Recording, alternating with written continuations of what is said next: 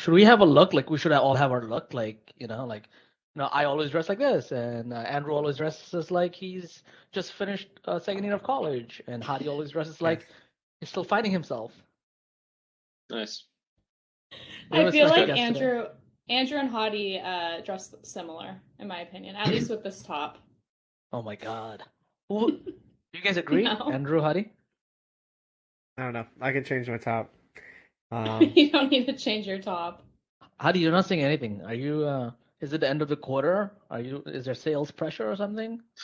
No, I'm just trying to figure out if you're trying to be a sponsored athlete and why you wear so much LifeWear from like Under Armour.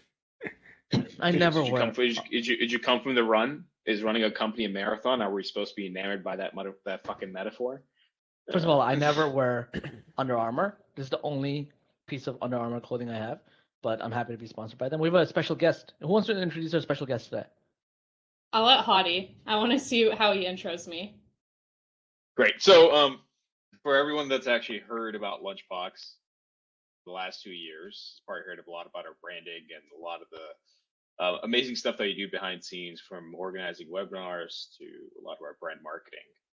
That's the person behind it. Don't steal her. Her name's Savannah. Savannah Schmidt. She is very, very good at a lot of things when it comes to messaging. I try to get as many emails read by her as possible so she can humanize them. It's a lot of work for her. Even she has trouble with it sometimes, as talented as she is. And yeah, so amazing to have you, Savannah. Thanks. But now you guys have Chat GPT, right? I heard the last sorry. Yeah. The last podcast I might be without a job.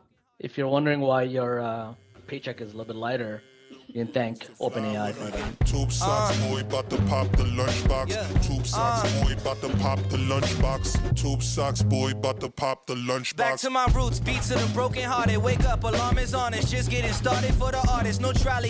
Where's Gabby? She's in Aruba. I would have joined either. Yeah. All right, we're gonna have a quick episode.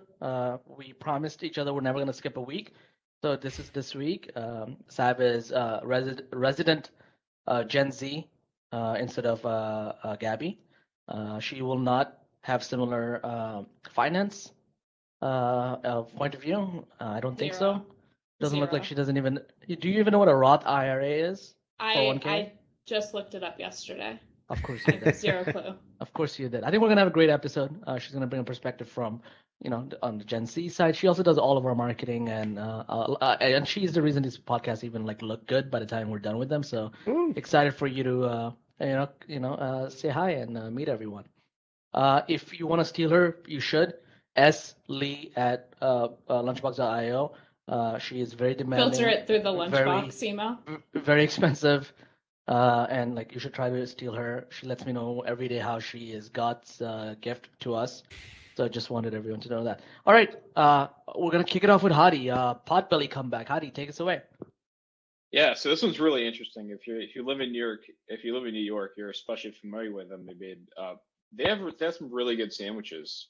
They opened up, for those of you who don't know what Potbelly is, they're a sandwich chain, right? They opened up in 1977. 450 units, lots of ups and downs, right? Not like the Quiznos level, but lots and ups and downs. And then in 2020, when the pandemic started, they had to close about 25% of its restaurants to avoid bankruptcy, as a lot of other people did. And then later, around the middle of 2020, they hired a new CEO, Bob Wright.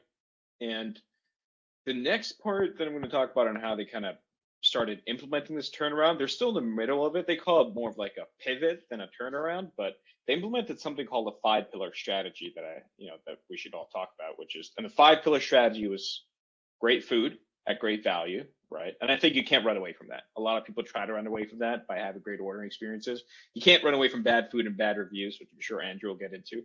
Great people and experience, efficient operations, enhance the digital to communicate and connect, and growth through franchising, growth specifically the number of locations that they have. And in their last earning call, they reported growth in unit volume and almost turning a profit, which is good news. It's good to see someone come out with a win, like a chain that went through what they did and come out with a win. Turns out they were spending less than 1% of sales on marketing, where the restaurant industry average is about 4 to 5%. So they took that.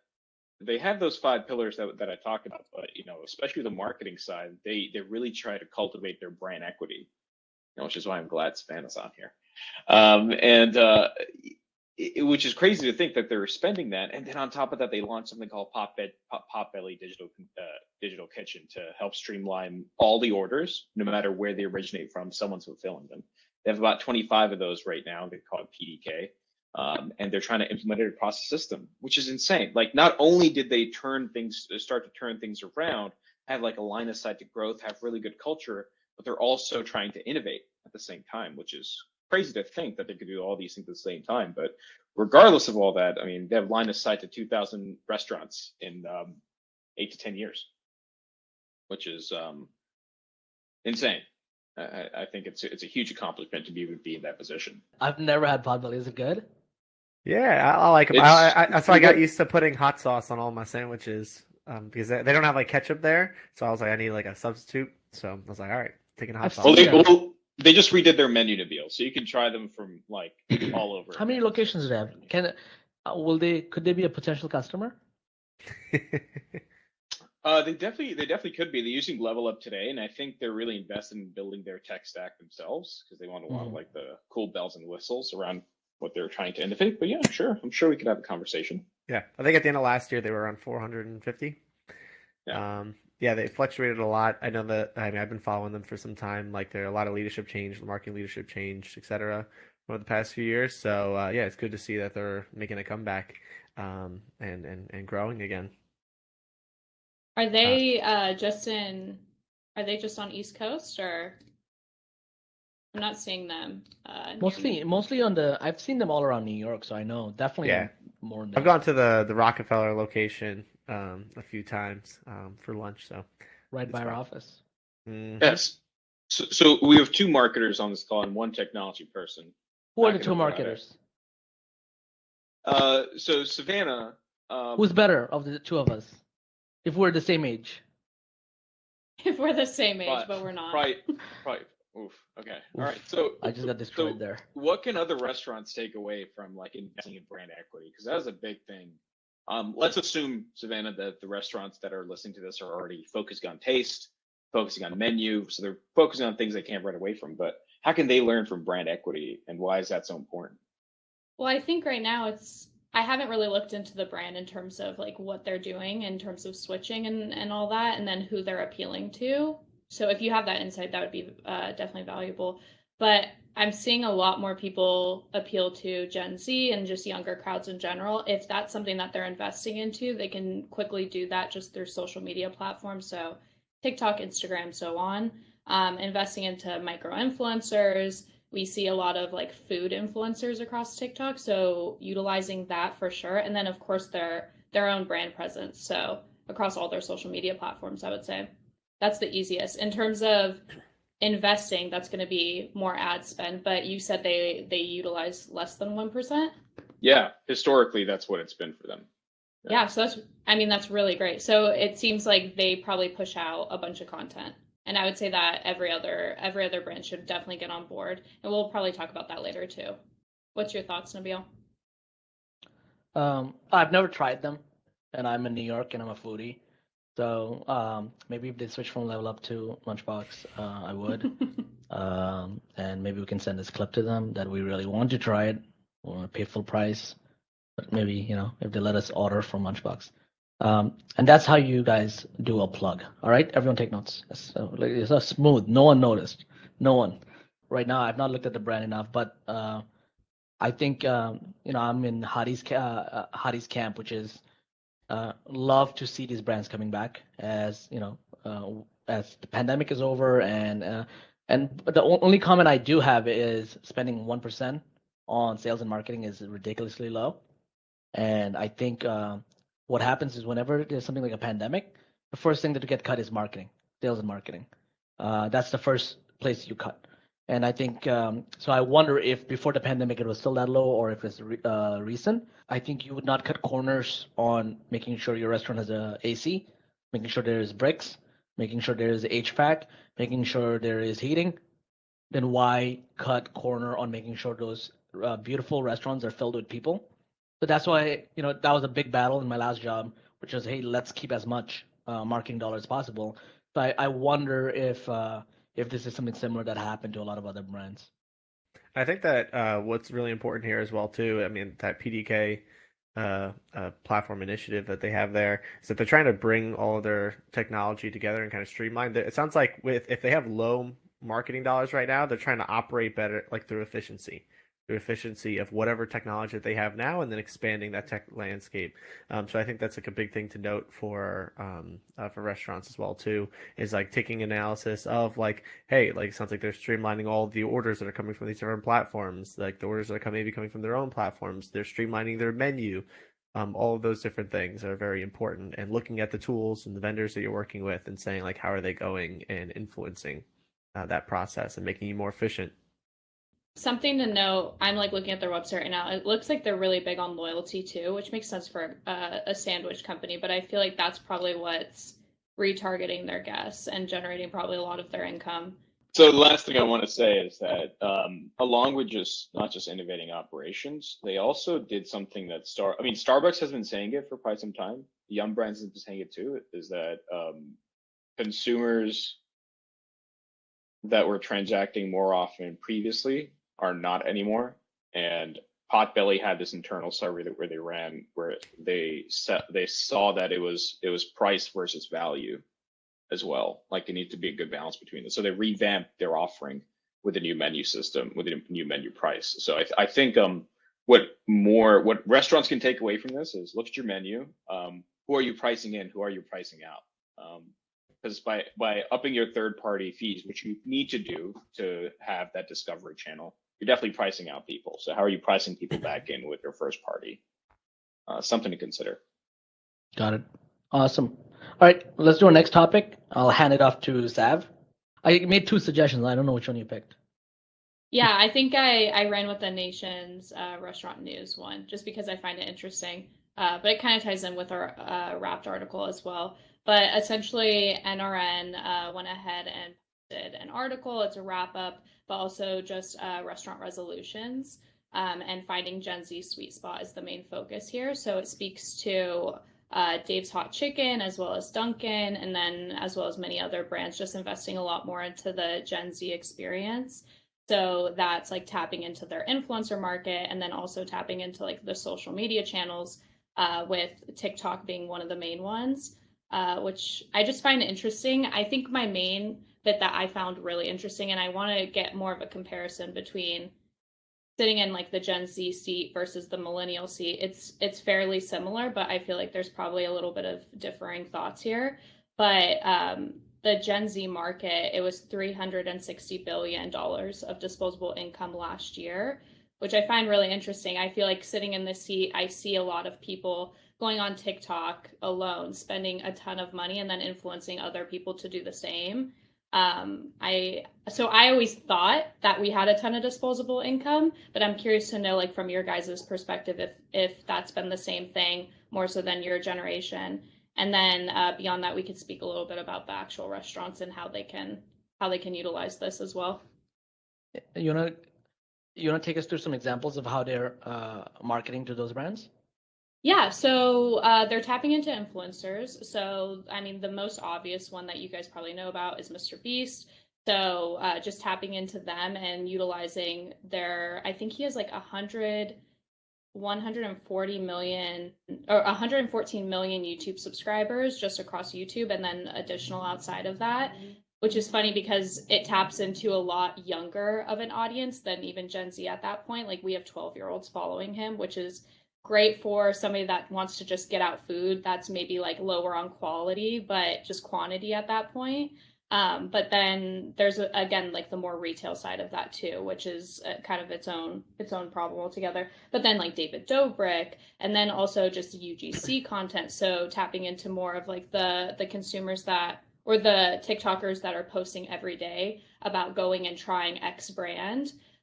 is another example that they can do that. And then outside of that, on the retail end, I mean, I'm sure you guys know, but like going on to TikTok, you're seeing constantly people reminding you that you should purchase this for a better life, that you should do this and get these supplements. I think the food space is a little bit easier for this just because it's so visual at that point, and then there's certain timing for that too. But I am curious on your guys' thoughts on it. And then what brands kind of do that well as well. There's been some I think we should all spend some time on what brands do it well. But I know Andrew is dying to jump in because he's a fanboy of Mr. Beast and definitely a consumer here. Yeah, I think that so much of, and when we think about, I know that I've been reading these polls going out there that like the number one job, like I guess Gen Z, what their like future career choices, and like the number one answer is influencer on that, right? And I think that when you mentioned earlier about micro influencers is really important because you think about when you go and you were trying to buy cereal before, right? You'd always like some athlete on there, and it's like some big star. But I think that when you're going now and you want to go and buy a burger, you try to buy a sandwich, trying to get like some juice, a smoothie or whatever it is, right? There's like the market and what has transpired over the past couple of years, where they enabled like D1 athletes and athletes just in general to go and now make money while they're in school and like sell themselves their own brand. I think it's like wildly important here, and it's completely untapped. And I'm seeing different articles of different athletes that are getting signed by like different and endorsing different restaurants because one, that's like college athlete, you get first, you're targeting completely to a market that is surrounding that college, that university, and where your restaurants likely are operating to. And then two, an influence from an athlete, somebody potentially that they know or someone that feels much closer to them, is like a lot more effective. And then three, also it's very accessible. It's a lot more accessible. You're not going to be able to pay to have Michael Phelps endorsing your thing or whatever, like Steph Curry endorsing your burger, whatever it might be. But you can afford a college athlete. And then four, I think that's like college athletes right now are all Gen Z. They're all Gen Z, and so now you have an alignment between the market you're trying to tap into, and then an influencer who is able to kind of speak their voice and be a peer in that way. So yeah, I think that's a market that's being tapped into right now, but it's going to become even bigger and bigger, and maybe that's where some of these when you think about what NRN is posting, maybe that's where they're going along the lines of too. Something restaurants don't think about at all, which is what their demographic is and how they're refreshing. All right, so their demographic is a little bit older, and they want to order things in cash. They want to order food in cash. They want to order online. They want to go in store and pick it up, or they want to call over the phone, right? And you spend so much time thinking, hey, this is where most of my money is coming from. You followed that down a rabbit hole, and suddenly that demographic might not want to buy from you eventually, right? But now you've spent all this time alienating yourself, or not alienating, but not focusing on the next generation. So, I mean, something restaurants should think about way more, because it's hard.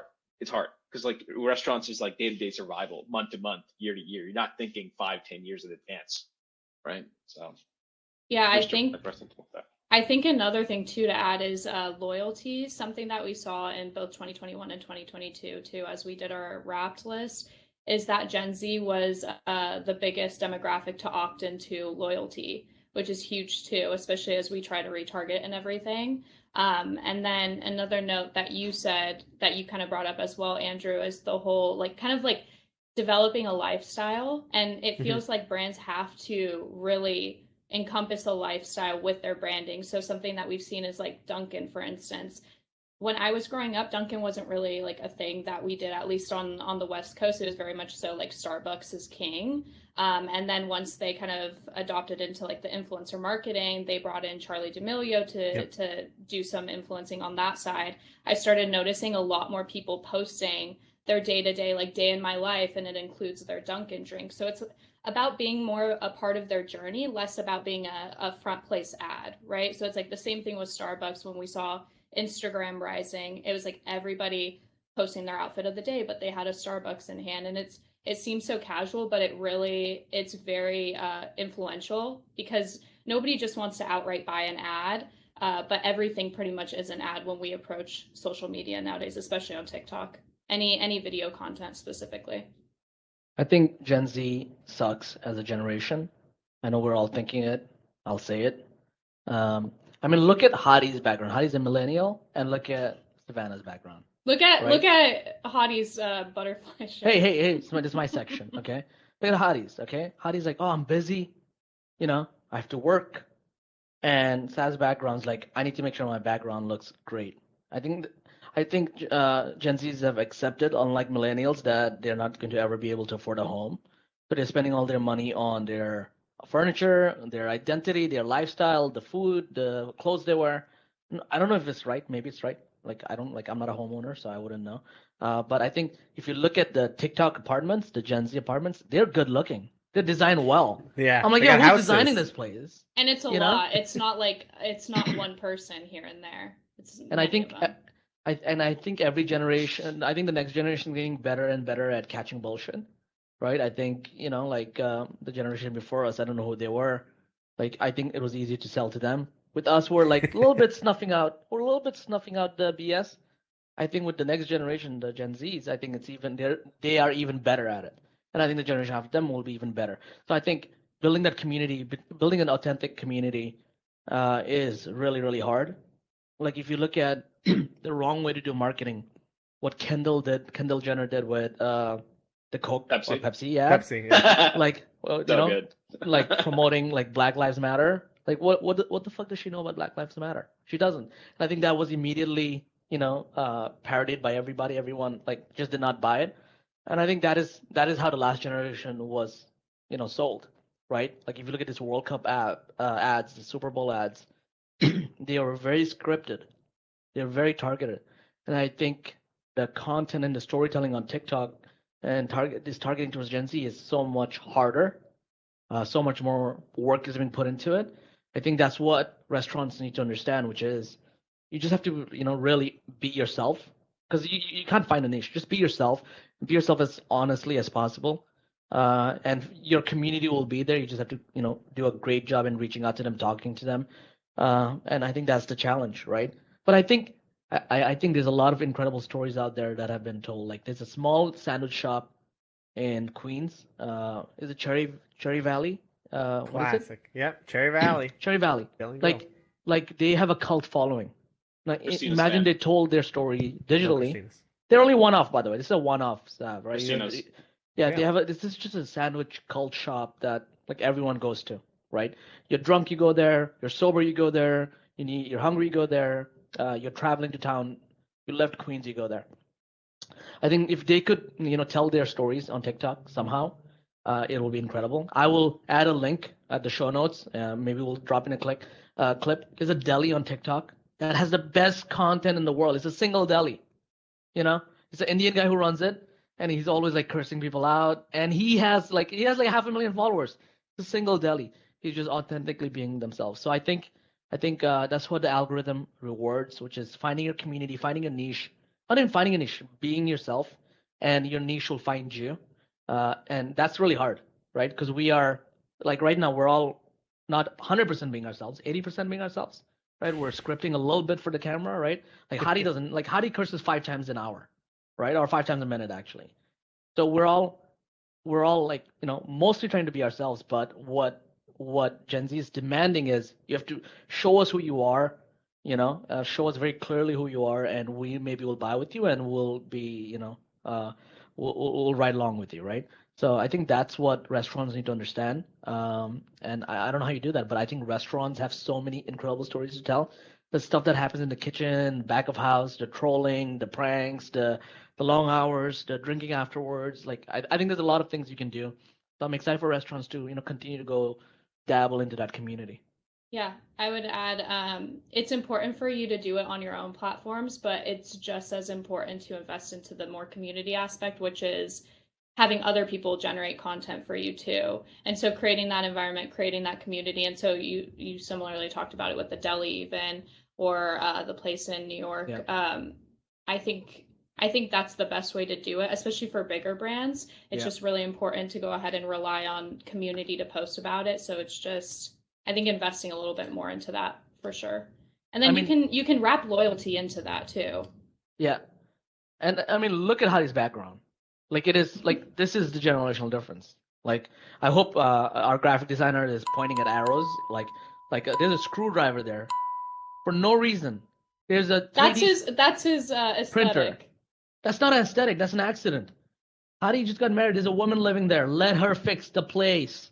Let her. Everyone join me. Let her fix the place. Let her. Andrew, come and join me. It looks awkward. Andrew. Let Andrew her has fix the place. Wait, but Andrew has his pillows behind him. I know. Yeah, I mean, listen. Andrew's is intentional. Like whatever it is, he's intentional about it. He put some thoughts.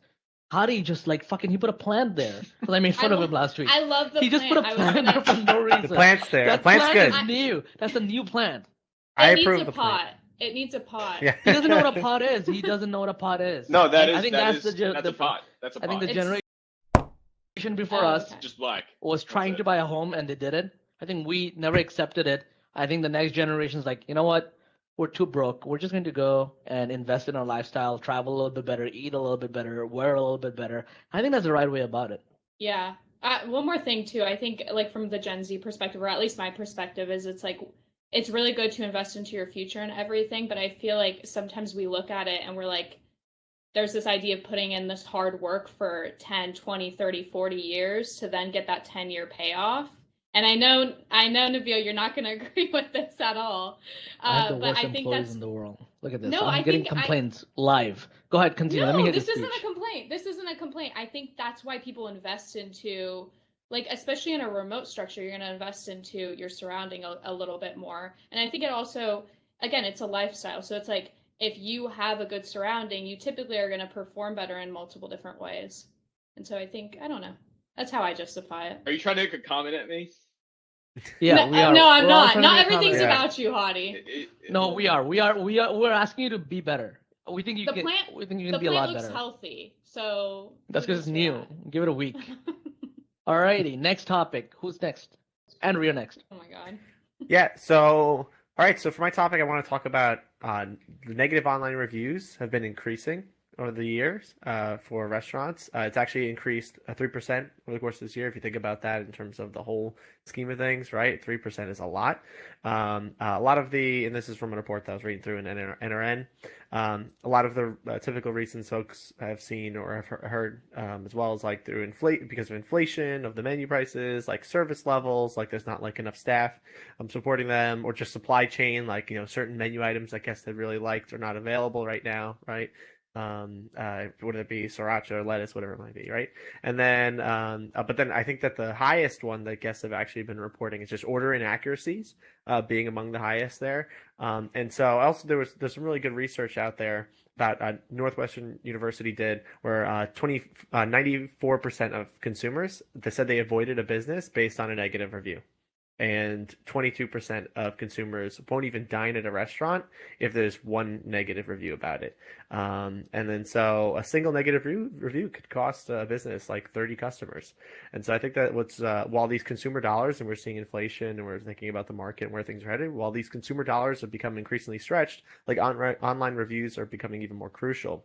And so that's why you're seeing, and maybe a lot of this is what you're seeing when we think back to that Potbelly story, brands that are investing into operational efficiency, into their technology, into making sure everything is in sync, ensuring that these burdens that they're feeling in supply chain, in service levels, and inflation are not being felt by those guests. Brands that are doing that are able to go and fight against this curve. And the curve right now is going towards, like, you know, even though like it's industry wide, you know, positive reviews are much higher the negative reviews, people are going and combating that.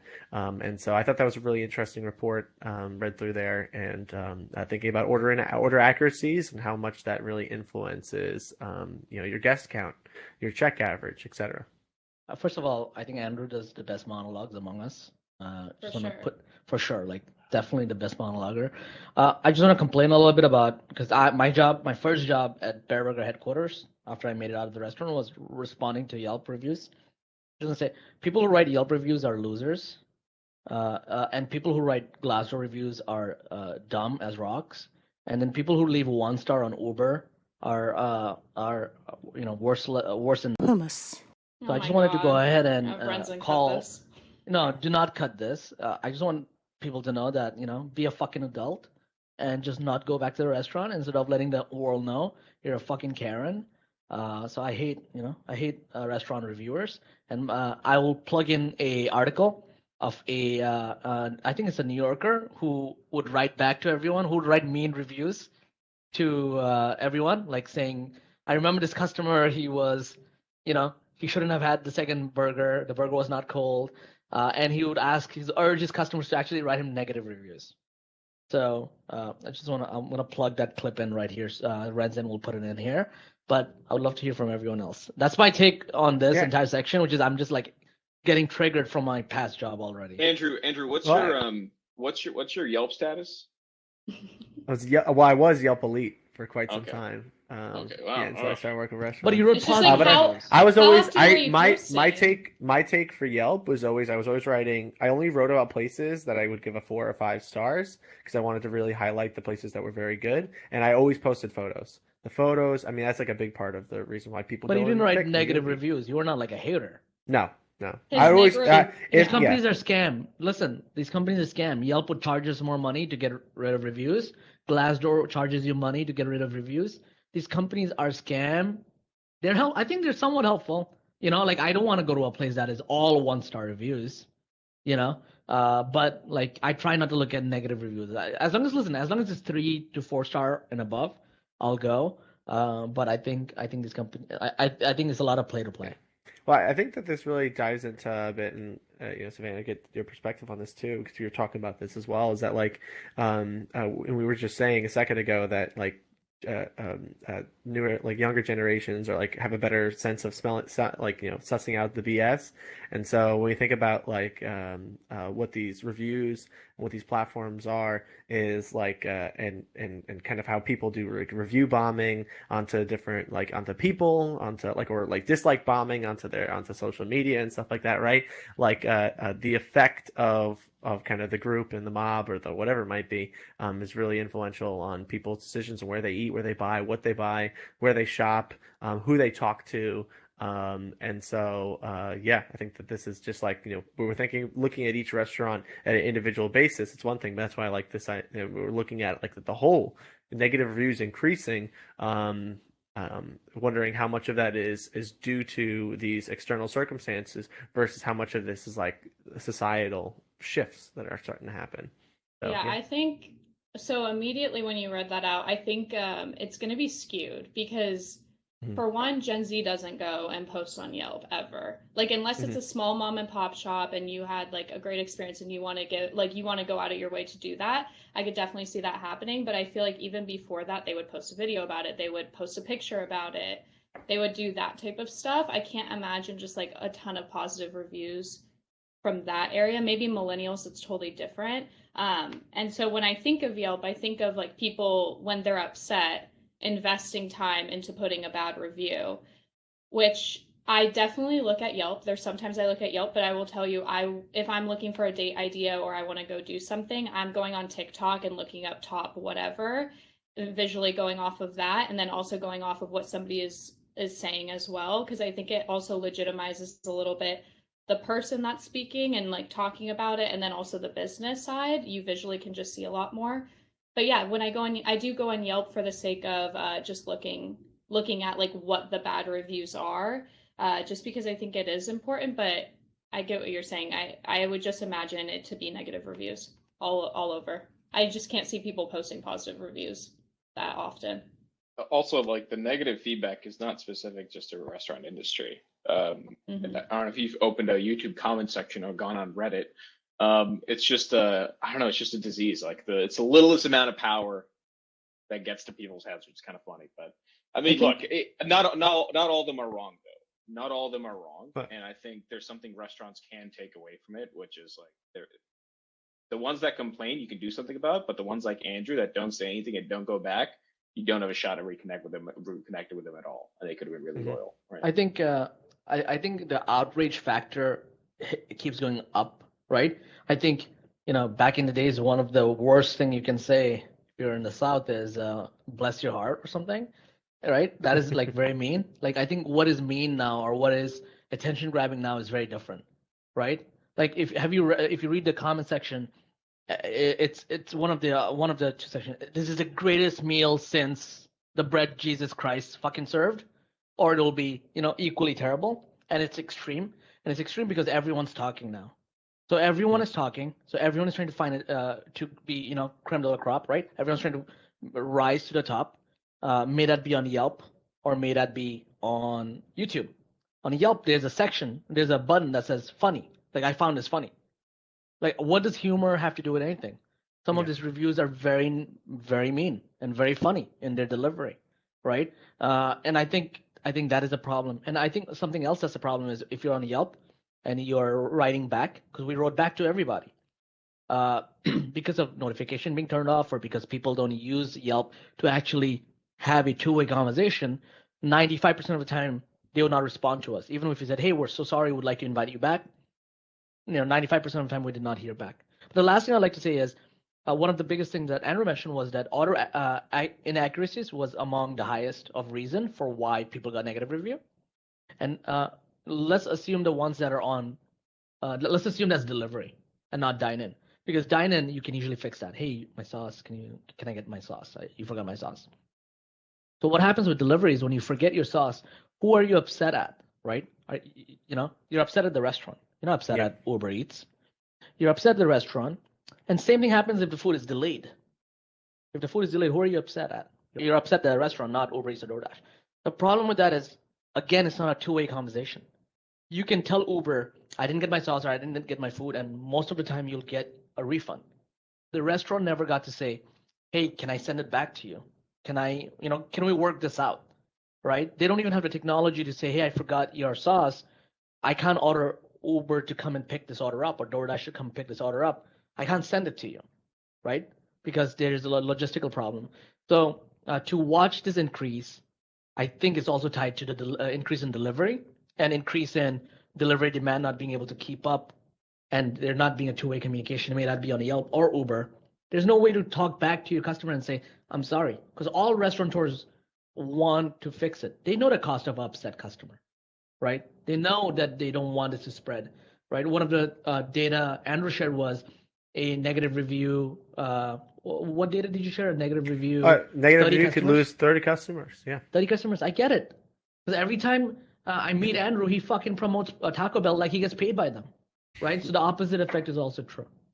Also, one more thing to add too, I feel like specifically with like delivery platforms and everything, you are prompt to like leave a review, but it is very much so a review for that restaurant versus the app, which is like the same problem that they have with like retargeting guests. They're never retargeting guests to go repurchase from those restaurants. It's more so the app too. Mm-hmm.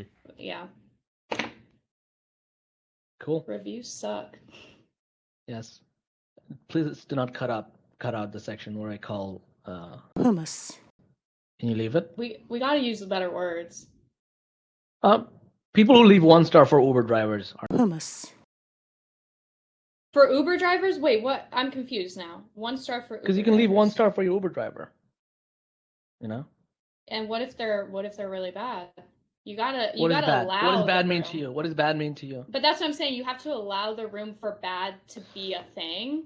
That's because you're not brown. As a brown man, I take offense to that. I call racism straight up. You have to make a basis, or else people. It's like creating a basis in any place that you work, right? We have to have a standard of bad at our work, and so same thing with other platforms too. I wanted to go ahead and spend some time showing you guys some of the best online ordering systems out there and get your reaction. So I actually shared this with Andrew already, but I want to share with you all. I looked at like all the top 100 chains and looked at their online ordering. Looked at top 100 independents and their online ordering. And I just wanted to go ahead and pull out the best online ordering system out there, right? I believe Lunchbox is the best online ordering system out there, but I wanted to see what else is out there. So I feel like it'll be fun to just share them with you. I'm going to actually force rank them. I'll start with 9 and go to 1. but I wanted to go pull it up and get your reaction really quickly. Okay. All right. Let me share my screen. So just shout out. What do you think? All right. Coming to you, number 9, Mod Pizza. What do you guys think? Yeah, I think a lot of really great emphasis on photos there. Yeah. You guys try Mod Pizza? Click on the pizza. Let's look at the modifiers. Click on it. Okay. Yeah, click on an item. Oh, I know what they're using. Yeah, good item-based pictures. Modifiers. Pretty neat, right? Mm-hmm. All right, so this is a 9 best online ordering system I've seen. I will go and pull number 8, Dig. You guys been to Dig? It's East Coast. Sab, you've not been to Dig, right? Yeah, I'm not, no. Okay. This is our version of healthy Californian food. I like color. This is my only complaint, but this is the brand side of me. I want like some background on these. I love their modifiers. They have some really neat modifiers right there. Look at that. Mm-hmm. Oh, yeah, and then you can see like the ingredients. Right? And nutritional info. Calories for each. I love that. Vegan. Yeah. Any vegans here? No vegans will be ever allowed on this podcast. We don't like vegans. I was vegan for like a month. Of course you were.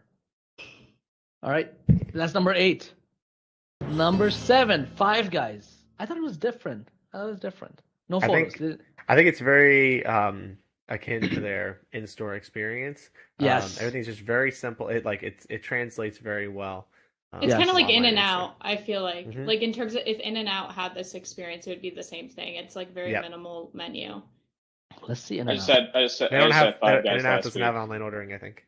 They I don't? don't think so. No. They don't do Wow. delivery. They don't do any of which I love. I love how niche it is.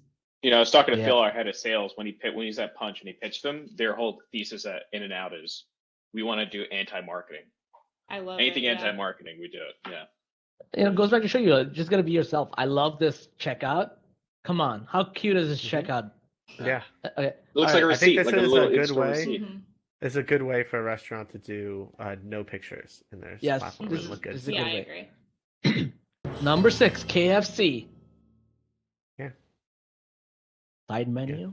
Little Good side side menu menu. action. I think they do a good job of emphasizing all of the options. Yeah. Like, look at those photos. Yeah, those Right? pictures are a ton Very of hungry. food.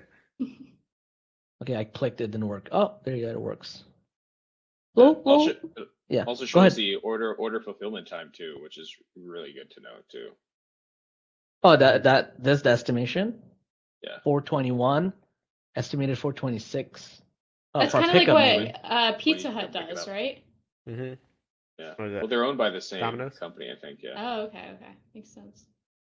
What if I like order like 100? Will the time change? Oh, the time does change. That's pretty cool. I ordered 5, it went to Yeah, 42. it requires more frying time. All right, number 5, Starbucks. Barely made it, by the way. Mm-hmm. I thought it had a lot of Barely made it problems. in what way? I don't know. It had a lot of problems. I think the app is much better. Yeah, Yeah. and I think that's by Yeah. purpose too. Like they don't need to invest in this as much. Yeah, like it can get confusing. I still Yeah, I thought it was think- unique. Yeah, I always felt like the pictures, it was always like, or the items, how they're always hidden inside of the groups was a lot. Yeah. But it's a very customizable, and I think it's built this way because that's a lot of people when they go to Starbucks, their orders are crazy complicated. Mhm. Yeah, 1 pump of this, 2 pumps of that, Yeah. whipped cream on All right. top.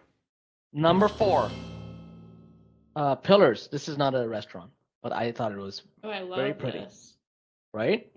Pretty. Yes. Yeah, it feels like a merch shop. Yeah, it does. I'm Very pretty sure lifestyle. Shopify. Yeah. Reminds me of Hangry House. Yeah. Oh. Hungry House. Yes, you're right. I love this. I love this. Look at this detail. Right, add to cart. I think they went above and beyond. Mm-hmm. They have reviews here. Good branding. Shop.app. Very good. Yeah. Yeah. All right. Number 3, Supreme. Also not a restaurant place. hmm What do you Very guys think? clean. Yeah, it's very clean. Yeah. Interesting navigation up on the top, too. Yeah. Even like Definitely unique. subscriptions. Like go into Yeah. that subscription. Yeah, It's go like to Five subscriptions. Guys, right? Like have your like in-store experience be like let it extend. Don't be a Yeah. completely different company on your website. Be the same company, right? Like Mhm. In-N-Out or Five Guys and others. Like just be authentic. And then number 2, Shake Shack. Shake Shack. Yeah, if In-N-Out had a website, it would be better. Yeah. These look good. Have I you- like the Yeah? images. I think it's pretty cool. You guys are gonna be a lot more maybe like the UI side of it, like the modifiers and stuff. Why? What do you care about? Something else?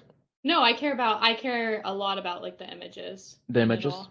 I think And, the like, images make or break how it. easy it is to go through. Mhm. Yeah. Like if there's a lot Yeah. of lags and stuff like that, that bugs me out. Would you give your first name and last name at checkout I think- and phone number? Samantha? Yeah. I like how they show Oh the. yeah, Shake Shack, yeah. But it's the brand because I like how they show how many are in their cart already on like the menu item. And Yes. a lot of I've seen a few of these sites use that new. It'll show new up on there. A lot of restaurants don't actually do that. They don't do that like in online or on third parties or anything like that. But like showing what menu items are new, like at a glance like that, is like Oh. take all the opportunities. Use those menu photos Yeah. as every opportunity you can get. I think it's cute.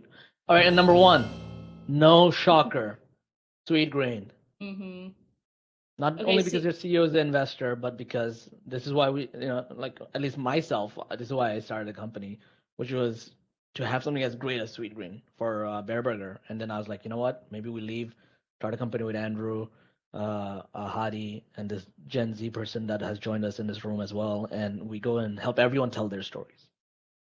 Yeah, so when I say I want a background, it's this. Like it could be very simple, but I love how everything's cohesive and it doesn't look like it's a template. Mm-hmm. I love yeah. this. Kind of like the IKEA, but for food. Is how I would IKEA say. for food. They have never Yeah. heard that description yet. It That's- I is. think it's the tones. Yeah, it's great. Add-ons. Yeah, I think a lot of this is also just delightful interactions on stuff. Mhm. Like when you click on certain things and the way that the buttons interact, or like when that loader was just like three little dots moving Mhm. like a It's also caterpillar, right? peaceful. Yeah, it's Mhm. peaceful. It's not like I love it. Yeah, it's great. Alrighty. So these are the 9, at least my 9 favorite website I wanted to get a reaction on. And then, because, I am a snake oil salesman and I can never stop pitching Lunchbox, I wanted to show you a couple of sneak peek on what we are working on here for our next iteration of design that we'll start seeing in Q1. So here's a look 1. Can you guys help me name these? Can we live name this? What is this template called? Someone give me a name. Yeah, McChicken. McChicken. All right, we're calling this McChicken, this template. Getting Andrew, did you want to say something? No, I was gonna say toppings, because that left side looked like a hamburger menu, and each of those things, like hot dogs, all that, like is a little topping on that whole hamburger. I love menu. that. All right. Hamburger. Actually, yeah, hamburger menu. I love that. Okay, cool. All right, this is the second look. This is what Lunchbox look usually is, the top menu. So this one, think we'll have this this is, one. Crisp. You can have, yeah, you can I have like promote. this. What do you call it, Andrew? Crisp. Crisp. All right. Anyone else? Any Like other an names? apple. No, I like that. I think this All one's right. very sleek. All right, we're calling this one Crisp. And how do you want to beat that one? I was gonna say bacon. Bacon. So Because crispy. it brings home the bacon. It yeah. brings home the bacon. Law and Order I was bacon. gonna call it top heavy because the menus are on top. Hmm. Top heavy? Anyone? No? All right, no one likes that one. Either way, we're going to have awesome banners and things you can promote as a restaurant. Maybe you're doing a local charity, maybe your app, maybe something else. What about this one, guys? Third one. Box. So many Thanks, Hadi. boxes. Hadi's just like bacon. I like Box. it. Kind of Yeah. makes me feel like Food. it's like Subway tiles a little bit. Subway tiles. It Yeah. looks What like a brand certain branding, but I can't put my finger on it. I feel like I've seen this. It reminds me of my grandma's bathroom. So many tiles. My God. In Pakistan? Yeah. In America? Yeah, they had tiles there, man. Believe it or not. They have Believe tiles it or there. I don't believe that for one fucking second. All right, and then we have some really interesting stuff here as well, where or for brands that doesn't have I any. see the Shake inspiration Shack on this one. inspired. Yeah. No, Five Guys inspired. Five Guys inspired. Oh, Five yeah, Guys, yeah, Five yeah, Guys Five inspired. Hmm. What should we call this? 3 guys and a girl. Five menus, 5 menu sections. 5 menu sections. Why Hadi, you're not, Template you're not number invited 5. to the naming convention. Hadi's No not getting pictures. invited. No Hadi's pictures. no pictures. So Ingredients only. Oof, that's good. Yes. Here we go. Let's go with that. yes. All right, we're gonna end there. What you're seeing here is Lunchbox continuing to go ahead and look at what is best of what the industry is doing and continue to push that design conversation forward because we see our job as a translator for restaurants when it comes to their digital storefront. So helping folks communicate, talk, and express themselves digitally is a huge part of what Lunchbox is trying to do. So we are constantly studying who's out there and taking inspiration from that. So that's our event. Excited, thankful to get your commentaries on it. None of the names you guys have recommended will be used for obvious reason. Maybe the burger one that Andrew had. That was the only good one. Hadi had bacon and box. Ingredients and only. others. That Yeah. was pretty good. Sav, thank you for joining us. You should join us more often. I had to beg her to join. She doesn't like to do it. She's only a That's Gen Zer great. who doesn't want to be in front of a camera. I've not met any other one of those before. All right, Likes to be thank you, awkward. everyone. Bye, guys. Happy Thank y'all. Christmas. Happy holidays, Christmas, New Year. We'll see you next week. To the broken hearted, Yeah. wake up, alarm is Yeah. on. It's just getting started for the artist. No trolley, I get it right from the source. Corporate Marciano, heavyweight with the